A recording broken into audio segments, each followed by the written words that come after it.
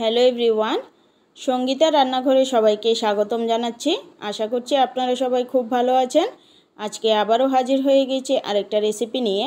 আমার আজকের recipe chicken মহারানি। এটা আপনারা রুটি, পরোটা, নান, ফ্রাইড রাইস সব কিছুর সাথে এটাকে খেতে পারবেন। তাহলে স্কিপ না করে পুরো ভিডিওটা দেখার অনুরোধ রইল। তো চলুন শুরু করা যাক আমার আজকের এই রেসিপি। আমি এখানে 1 কেজি পরিমাণ চিকেন নিয়ে নিয়েছি। চিকেনটাকে আমি নর্মাল পিসের তুলনায় একটু বড় বড় করে নিয়েছি। চিকেনটাকে আমি খুব ভালোভাবে ধুয়ে পরিষ্কার করে নিয়েছি। এখন এটাকে আমি ম্যারিনেট করে নেব। তার জন্য সবার প্রথমে দিয়ে দিচ্ছি নুন। এখন এর মধ্যে দিয়ে দিচ্ছি কাশ্মীরি লঙ্কার গুঁড়ো, তাহলে কালারটা খুব ভালো আসবে। এখন এর মধ্যে দিয়ে দিচ্ছি ফেটানো টক দই। আপনারা টক দইয়ের পরিবর্তে লেবুর রসও এখানে ব্যবহার করতে পারেন। এখন সবগুলিকে আমি খুব ভালোভাবে মেখে নেব, যাতে মশলাটা খুব ভালোভাবে চিকেনের গায়ে ঢুকে যায়। এখন চিকেনটাকে আমি মেখে আধা ঘন্টার জন্য রেস্টে রেখে দেব, তাহলে চিকেনটার ভিতরে মশলাগুলি খুব ভালোভাবে ঢুকে যাবে। এখন চিকেন মহারানির জন্য একটা মশলা বানিয়ে নেব। তার জন্য এখানে নিয়ে নিয়েছি দারচিনি স্টিক, 5টা লবঙ্গ, 5টা এলাচি, নিয়ে নিয়েছি জয়িত্রী লবঙ্গ, আরেকটা নিয়ে নিয়েছি জায়ফল। এখন আমি কড়ার মধ্যে দিয়ে দিচ্ছি 1 চামচ জিরে, দিয়ে দিচ্ছি 1 চামচ ধনে, দিয়ে দিচ্ছি 1 চামচ মৌরি, দিয়ে দিচ্ছি 4 থেকে 5টা শুকনো লঙ্কা, আর বাকি যে এলাচ, দারচিনি, লবঙ্গ সবগুলিকে এখানে দিয়ে দিয়েছি। এখন মশলাটাকে আমি খুব ভালোভাবে ভেজে নেব, যতক্ষণ পর্যন্ত এটা থেকে সুন্দর একটা গন্ধ না বেরোচ্ছে আর মশলাটা খুব ভালোভাবে ভাজা হচ্ছে।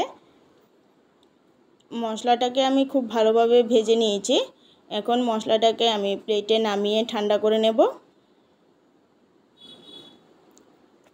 এখানে আমি মশলাটাকে নামিয়ে নিয়েছি। এখন মশলাটাকে আমি ঠান্ডা করে নেব। ঠান্ডা করে এটাকে আমি মিক্সিতে গুঁড়ো করে নেব। এদিকে আমি একটা মশলা বানিয়ে নিচ্ছি। তার জন্য মিক্সিং জারে দিয়ে দিচ্ছি পেঁয়াজ কুচি, দিয়ে দিচ্ছি কয়েক টুকরো আদা, দিয়ে দিচ্ছি 10 থেকে 12টা রসুনের কোয়া, দিয়ে দিচ্ছি 7 থেকে 8টা লঙ্কা। ঝালটা অবশ্যই আপনাদের পছন্দ মতো কমিয়ে বা বাড়িয়ে দেবেন। আর দিয়ে দিচ্ছি 6 থেকে 7টা কাজু বাদাম। এখন সবগুলিকে একটা মিহি পেস্ট বানিয়ে নেব। এখানে মশলাটাকে আমি একটা পেস্ট বানিয়ে নিয়েছি, আর এদিকে আমি ভেজে রাখা মশলাটাকেও আমি গুঁড়ো করে নিয়েছি। আমি একদম মিহি করিনি, একটু দানা দানা ভাব রেখেছি। এখন কড়াইটাকে আমি খুব ভালোভাবে গরম করে নিয়েছি। এর মধ্যে পরিমাণ মতো সর্ষের তেল দিয়ে তেলটাকেও খুব ভালোভাবে গরম করে নিয়েছি। এখন এর মধ্যে দিয়ে দিচ্ছি পিষে রাখা মশলাটা। এখন এর মধ্যে দিয়ে দিচ্ছি সামান্য একটু নুন, আর দিয়ে দিচ্ছি সামান্য একটু হলুদ গুঁড়ো। দিয়ে মশলাটাকে আমি কিছুক্ষণ সময় ধরে কষিয়ে নেব, যতক্ষণ পর্যন্ত এটা থেকে কাঁচা গন্ধটা বেরিয়ে না যাচ্ছে। মশলাটাকে আমি কিছুক্ষণ সময় ধরে কষিয়ে নিয়েছি। দেখতেই পাচ্ছেন পেঁয়াজটা থেকে কিন্তু তেল ছেড়ে দিয়েছে। এখন আমি এর মধ্যে দিয়ে দিচ্ছি ম্যারিনেট করে রাখা চিকেনটা। এখন চিকেনটাকে আমি মশলাটার সাথে খুব ভালোভাবে মিশিয়ে নেব। এখন চিকেনটাকে আমি ভালোভাবে মশলাটার সাথে মিশিয়ে এটাকে ঢাকা দিয়ে 5 মিনিটের মতো এটাকে আমি সিদ্ধ করে নেব। 5 মিনিট পর ঢাকনা উঠিয়ে এটাকে আবারও একটু নাড়াচাড়া করে নিচ্ছি। চিকেনটা থেকে অনেকটাই জল বেরিয়েছে দই দেওয়ার ফলে। এই জলেই কিন্তু চিকেনটা পুরোপুরিভাবে সেদ্ধ হয়ে যাবে। চিকেনটাকে আমি নাড়াচাড়া করে আবারও 5 মিনিটের মতো ঢাকা দিয়ে সেদ্ধ করে নিয়েছি। 5 মিনিট পর ঢাকনা উঠিয়ে আবার একটু এটাকে নাড়াচাড়া করে নিচ্ছি।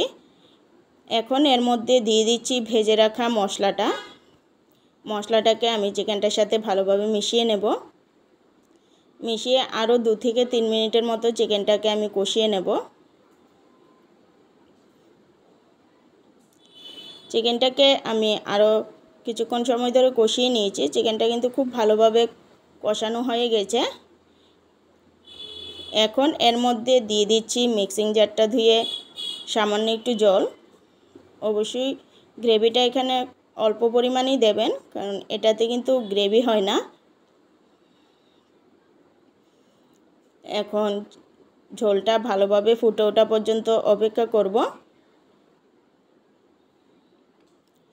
চিকেনের ঝোলটা খুব ভালোভাবে ফুটে উঠেছে। এখন এটাকে আমি ভালোভাবে নাড়াচাড়া করে একটা প্লেটের মধ্যে নামিয়ে নেব। এভাবে আপনারা বাড়িতে বানিয়ে দেখবেন, খেতে কিন্তু অসাধারণ লাগে। একবার হলেও এটা বাড়িতে ট্রাই করবেন। আমার আজকের এই ভিডিওটা যদি ভালো লেগে থাকে একটা লাইক করে দেবেন।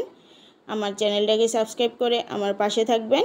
আমার চ্যানেলে যদি নতুন বন্ধু হয়ে থাকেন চ্যানেলটাকে সাবস্ক্রাইব করে পাশে থাকা বেল আইকনটা ক্লিক করে দেবেন। তাহলে আমার ভিডিওর নোটিফিকেশন সবার আগে আপনাদের কাছে পৌঁছে যাবে।